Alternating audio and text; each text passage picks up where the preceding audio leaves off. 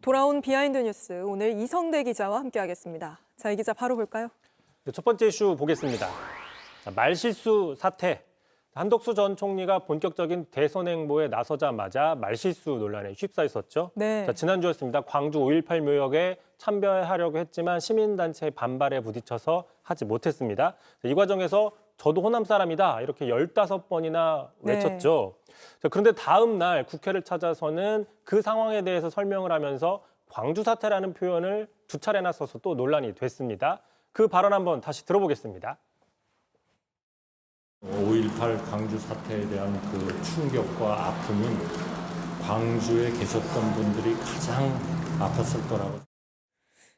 이게 저도 호남 사람이다 이렇게 강조하면서 또 광주 사태라고 표현해서 비판이 나오고 있죠.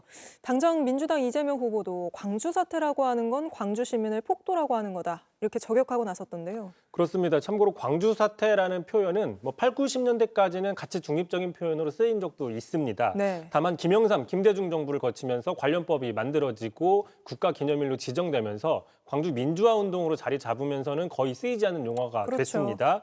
자, 대신 극우 세력 일부에서는 이 민주화운동을 인정하지 않기 위해서 비하 용어로 쓰거나 극우 세력이 아니더라도 그 역사성을 잘 모르고 쓰는 경우가 있습니다. 어떤 경우더라도 정치인이 광주 사태라고 쓰게 되면 비판에 직면할 가능성이 있는 것이죠. 네. 자, 그런데 한덕수 전 총리는 그제 지난 토요일 같은 자리에서 지난 그 당시 군사정부가 광주 민주화운동의 진실을 은폐했다 이렇게 안타깝다고 얘기하는 그 장면에서도 광주 사태라는 표현을 썼습니다. 그 발언도 한번 들어보겠습니다. 그러면 광주 사태에 관한 거는 참 알고 싶은데 당시 젊은 사병으로서 그것이 항상 까만 걸로 지워져 가지고 진짜 가슴이 아팠습니다. 지금 한덕수 후보 쪽에서는 그냥 단순히 말실수다 이렇게 해명을 했죠.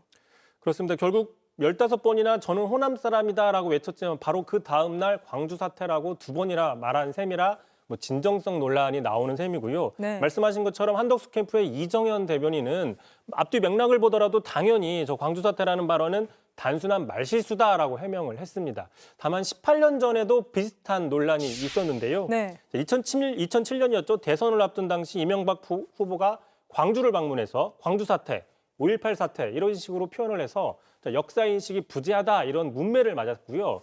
당시 같은 당에서 세게 치열하게 경쟁했던 박근혜 후보 쪽에서도 날선 비판을 내놨습니다. 당시 보도를 보시면요. 이명박 후보가 광주 사태 발언, 또 관기, 기생 발언, 장애인 비하 발언 같은 끊임없는 언행으로 핵폭탄이 됐다. 이렇게 불안한 후보로는 대선에 백전백패가 불을 보듯 뻔하다라면서 상당히 날선 네. MB의 말실수를 공격했는데 이 당시 박근혜 캠프에서 논평을 낸 사람이 바로 한덕수 캠프에 지금 있는 이정현 대변인입니다. 아, 이정현 대변인이 이때는 또 이렇게 이야기를 했었군요. 그렇습니다. 한덕수 전 총리가 자신이 또 호남 사람이다 이렇게 강조하는 바람에 이 논란을 더 키운 측면도 있는 거 아닙니까? 그렇습니다. 말씀하신 것처럼 저는 호남 사람이다라면서 지역 정서에 호소한 거는 고향 논란 때문이 아니냐 이런 분석들이 정치권에서 많이 나오고 있는데요. 네. 자, 1997년이죠. 김영삼 정부 마지막에 차관으로 승진하면서 고향을 서울이다 이렇게 언론 보도가 나온 적이 있습니다. 하지만 1년 뒤에 정권 교체가 됐죠. 김대중 정권 초기였습니다. 1998년에는 그 외교부의 통상교섭본부장이 됐는데 당시에는 또 같은 언론에서 전북 임실로 고향이 표기가 됐습니다. 현재는 전북 전주로 표기가 되고 있죠. 아, 그렇습니까? 계속 바뀌는군요. JTBC 뉴스를 시청해 주셔서 고맙습니다. 저희는 저녁 6시 30분 뉴스룸에서 뵙겠습니다.